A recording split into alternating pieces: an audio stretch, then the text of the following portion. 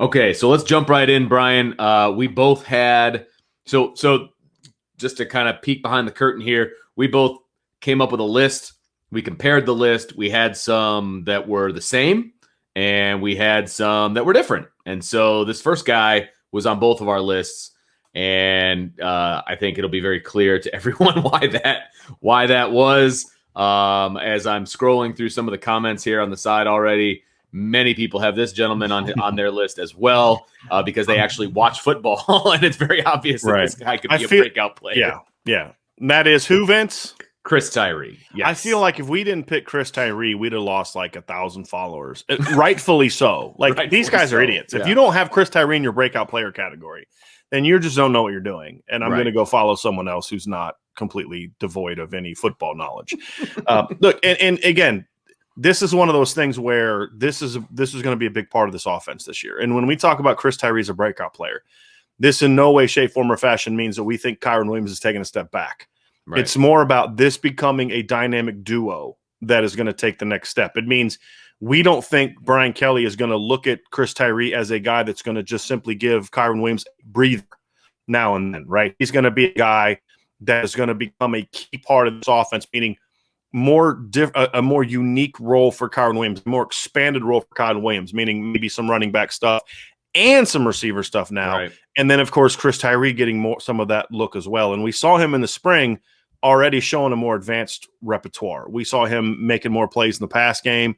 We saw him with some improved pass blocking in the spring game. Those are all parts of Chris Tyree's game that he's going to have to improve upon in order to earn extra playing time. And honestly, I mean, he should get more playing time anyway, but we know how Brian Kelly kind of you got to be able to do it all, right? You can't just be a one-trick pony.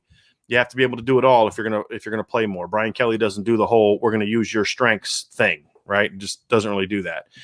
So this is an area where if Chris Tyree can do some of those other things, not only does it expand his role, but then it makes his strengths even better. Right. If you have to be worried about Chris Tyree running swing routes and some of those kind of things, and you may not be as focused in on, especially if you got Kyren Williams in the slot or something like that, you may not be as focused on him just hammering it right up that A gap on an inside zone and getting that crease. And those are the things that we talk about. But, being more efficient with his running is something I expect him to do, a little more efficient with his footwork. We saw that in the spring game. What we saw in the spring game that we didn't see a lot of in the fall was Chris Tyree being able to make something out of nothing. And part of it was because he had more touches. Right. I mean, it's kind of hard to do that when you're getting 2, 3, 4 carries a game, and I feel like he has to double that this year. He needs 8 to 12 touches a game, and touches, not carries, touches a game. And that's where you're going to see him, out of one of those, the hope is that he's going to break one of them for at least a 20 to 30 yard gain minimum. And so that's where, when I look at him, Vince, I see expanded role. I think additional touches are going to, additional touches, meaning not waiting until the fourth quarter to get him to carry against, just like hypothetically the ACC championship game, and so then that 21-yard touchdown run he has his first carry of the game happens in the first or second quarter, not in the fourth quarter. So those are the things I expect to see from him. And I think if he breaks out, the reason it's so important and the reason he's number one on my list, Vince, because if he breaks out, it makes the offense better. It makes Kyren Williams better.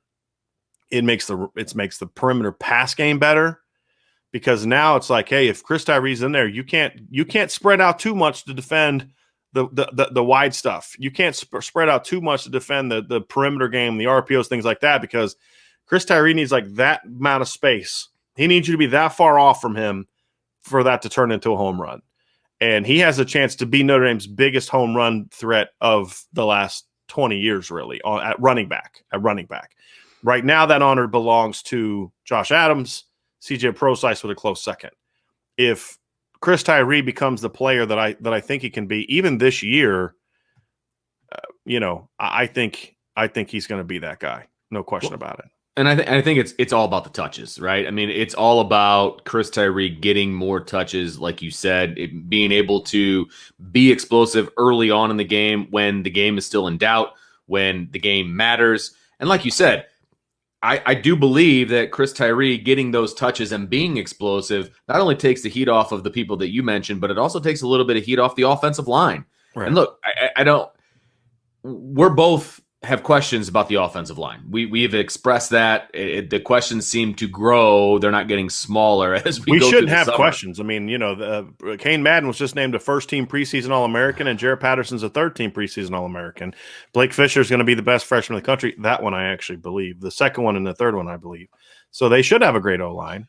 But again, they don't have to be elite with this kind of dynamic. And that's the part about Kyron Williams and Chris Tyree that makes them so special. Correct. Because you look at North Carolina last year. Does anyone want to tell me that Notre Dame's offensive line can't be as good as North Carolina's was last year? And they had 2,000-yard runners. 2,000-yard running backs, right? So the system can help with that. And this is what I've said early on is the system can help protect you against not having that elite offensive line. Notre Dame's system has been very dependent upon an elite offensive line. What I expect Tommy Rees to do is to create a system that doesn't require the offensive line to have to carry carry things early on, which involves more RPOs, using your running backs more effectively in perimeter stuff, things like that. Those are aspects of the game that I think this staff can do schematically to take pressure off the offensive line. But to your point, Vince, having that type of 1-2 punch at running back that can make people miss, that can make something where there is nothing, is something that I think is going to make this offense so much better. Yes, there's no question about it. You want to grab